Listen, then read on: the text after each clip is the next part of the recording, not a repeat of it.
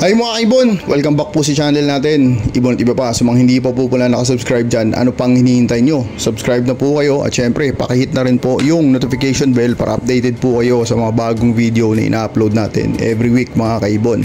At syempre wag din pong kalimutan yung FB page natin kasi po doon po tayo namimigay ng ibon, hinakay, fertile na itlog if may available. Katulad last week, dami nating binigyang fertile na itlog kasi may available po tayo. Binibigay po natin agad. At sa Shopee po pala natin mga kaibon, salamat po sa mga sumuporta at nag-iwan po ng magandang comment po doon na nasubok na nila yung patuka natin, yung special African mix natin, na-try na nila sa mga ibon nila. Ang ganda daw ng resulta.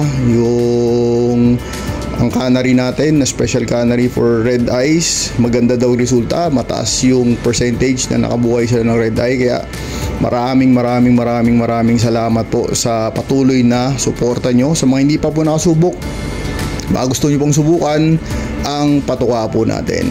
Okay mga kaibon, ngayong week na to mga kaibon, napakaganda ng topic natin kasi pag-uusapan natin mga kaibon kung sino nga ba ang lantarang nagbebenta ng bagsak presyong ibon. Magandang topic to mga kaibon. Check natin at magbibigay tayo ng opinion natin bakit hindi maganda sa industriya ng pag-ibon o naka-apekto sa industriya natin to mga kaibon. Okay? Pero syempre, bago natin pag-usapan yan, i-shoutout muna natin yung mga kaibon nating walang sawang sumusuporta sa channel natin. Okay, ngayon syempre shoutout na po natin yung mga kaibon nating solid supporter at walang sawang sumusuporta sa channel natin.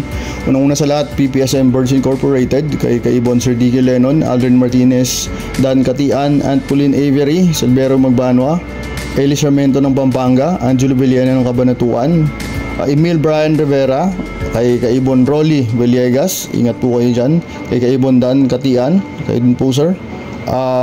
Shoutout din po kay kaibon Pablo Perez, kaibon J.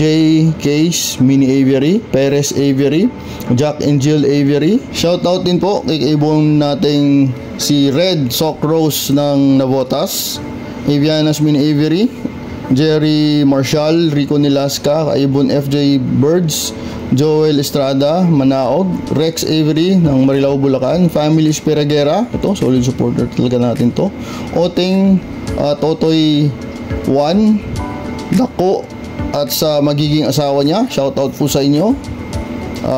Kay kaibon Elmer Sinidosa na Binonan Rizal, FJ Birds, Riden Bautista, aka Boss Vic, Alfredo Opaline Breeder, Emir Barcelona ng Pampanga, Mac John Basco, Frank Aguilar ng Binonan Rizal, JTJ Mini Avery ng Muntinlupa, Wilson Avendano, Rex Pamintuan, Ponching Zamora, at kay kaibon ay MS Junior Avery ng Binonan Rizal. Maraming salamat po sa suporta nyo mga kaibon. Okay mga kaibon, ngayon syempre pag-uusapan na natin yung napakagandang topic natin ngayon mga kaibon. Syempre yung pamagat noon is sino-sino nga ba ang nagpo-post sa FB ng bagsak presyong ibon mga kaibon. Okay? Alam na natin yun mga kaibon, kilala na natin yun mga kaibon. At ang masakit dito mga kaibon, syempre pag nagbagsak presyo tayo sa FB na lantaran mga kaibon, masakit dyan is apektado tayong lahat. Hindi lang po isang tao, dalawang tao, tatlong tao, lahat na tao po apektado yan mga kaibon. Parang magiging domino effect yan mga kaibon. Kasi siyempre isipin ng taong yun o ng isang breeder na yung grupong to nagbagsak ng presyo o yung kabila nagbagsak ng presyo ng mutation na to, tapos may hawak siya. Siyempre isipin niya mga kaibon na sumabay din mga kaibon. Pero siyempre makikilala tayong mga breeder na mga kaibigan din natin na wala ring pakialam kahit magbagsak presyo kayo dyan, kami magbe-breed lang kami dito. Ganun yun mga kaibon. Pero siyempre ang epekto nun pangkalahatan sa lahat ng breeder, grabing epekto nun mga kaibon. Kasi mag-iisip na yung mga breeder, bakit ginaganito nila, bakit binabagsak nila, maganda naman yung mga ibon na to, bakit ganito yung presyuhan sa kabila. Okay mga kaibon, kukwento ko lang yung kwento ni Sir Bob, no, nakwento niya rin naman na napaganda, na nakaka-inspire yung kwento niya. Kasi nag-alaga siya ng ibon mga kaibon. Kasi di ba nagkaroon siya ng sakit, nagkaroon siya ng cancer mga kaibon. Nag-alaga siya ng bonsai at saka ibon para malibang yung utak ni Sir Bob. Hindi niya ini-expect mga kaibon na magkakaroon siya ng pangalan sa mundo ng pag-iibon. At kung hindi dahil sa kanya mga kaibon, hindi makakilala yung Pilipinas sa industriya ng pag-iibon. Hindi po tayo makikilala kundi dahil sa kanya mga kaibon. At the same time mga kaibon, napakaganda ng epekto. Hindi lang siya nagkaroon ng pangalan, gumaling pa siya mga kaibon sa karamdaman niya. At dami pang benta mga kaibon. Naging sobrang successful pa siya sa mundo ng pag-iibon. Kaya napaka-inspiring po na kwento yun mga kaibon. At sana reminder lang po sa mga kilala natin diyang big time breeder. Alam ko nakakanood din kayo ng mga video natin. Reminder lang po sana sa inyo mga sir, na mag-ingat po tayo sa mga taong pinagbibentahan natin ng ibon. Kasi alam ko nagpapapasok tayo ng ibon dito sa Pilipinas, mga bagong mutation. Suriin po natin sana mabuti kung sino yung mga taong bibentahan natin, kung sino yung mga grupong bibentahan natin. Alam ko po, napakahirap kasi gusto rin nating mabalik yung pinuhunan natin, pero bandang huli po kasi sir, ang mangyayari po is apektado ang lahat ng mga mag-iibon sa baba nyo. Sobrang apektado po. Kasi maghihilahan na lang po pababa eh. Ibig sabihin po, sa sinabi ko kaninang domino effect, magbabagsakan na lang po ng presyo. Buti na lang may mga grupo din talaga o may mga tao din talaga na ayaw ng ganun. Pero may mga grupo na gusto ng ganun. Sa mga grupo na gusto ng ganun, diskarte nyo yan at may epekto din yan. Balang araw po kasi didikit na sa pangalan nyo yan na kayo ang nagbabagsak ng presyo ng ibon. Ibig sabihin po nun, pag nagbenta po kayo balang araw ng mahal, syempre babaratin yung ibon nyo kasi alam nila na ikaw o kayo po ay nagbabagsak ng presyo talaga ng ibon. Ganun po yung magiging epekto sa inyo nyon balang araw mga kaibon. Sa atin naman personally mga kaibon, magbe-breed lang tayo mga kaibon. Tayo po magbe-breed lang tayo. Actually, may papisa po tayo, may waiting po tayo na 25 eggs na papisa dyan. Pahabol na po yan. Magbe-breed lang tayo ng mga kaibon. May mga binabaklas pa nga tayo dyan kahit breeder. Kasi gusto natin makita yung mutation na to pag binangga dito. Ganun lang, tuloy-tuloy lang po tayo sa pag-breed mga kaibon. Ganun lang po tayo dito mga kaibon.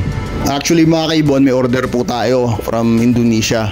Ang gusto nila, order sila 100 heads. Bibigyan ko na kayo ng hint. Ang in-order nila sa atin is Ino. Mga Inong gusto nila.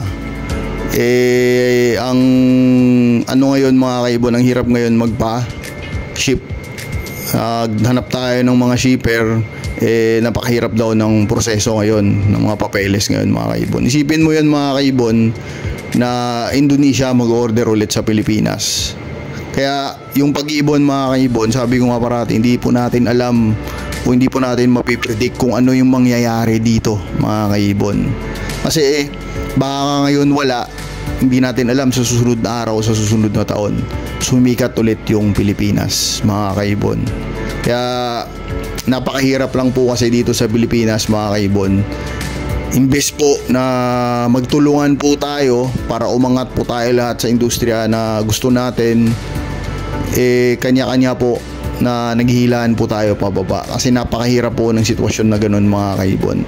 Alam ko po sa ibang bansa ay ganun din po baka yung nagiging sistema nila. Sa mga pet market pala natin mga kaibon, syempre wala na po tayong magagawa doon. Kung mababa talaga yung presyo, wala po tayong magagawa kasi po hanap buhay po kasi talaga nila yun mga kaibon. Doon po sila kumukuha ng pangkain nila araw-araw. Ang sa atin lang dito mga kaibon is yung mga breeder. Sabi nila breeder sila na binabagsak nila yung presyo ng pag-iibon sa Facebook. Sabi ko nga parati, kung gusto nyong mababa o bagsak nyo yung presyo nyo, wag naman po sana lantaran. Kasi po, napakahirap paglantaran talaga yung pagbagsak ng presyo ng ibon. Kasi maraming mag-iibon ang maapektuhan mga kaibon. Okay? Yun lang po sa atin mga kaibon. At pasensya na kung di natin masabi talaga yung mga pangalan nila isa-isa o ang grupo nila o ang group chat nila man dyan mga kaibon. Mahirap na po, baka makasuhan pa tayo. Okay mga kaibon, at kung may mga suggestion po kayo at solusyon sa problema natin ngayon ito mga kaibon, comment down below nyo lang po mga kaibon, at titingnan natin yan, babasahin natin yan mga kaibon. At syempre isa-suggest din natin yan sa mga kaibigan natin sa industriya ng pag-iibon. Okay mga kaibon, sana po nag-enjoy kayo sa munting topic natin ngayong week mga kaibon. God bless po sa lahat, God bless po sa pamilya nyo, sa lahat ng minamahal nyo sa buhay. See you next time po mga kaibon. Ibon pa. Maraming salamat po.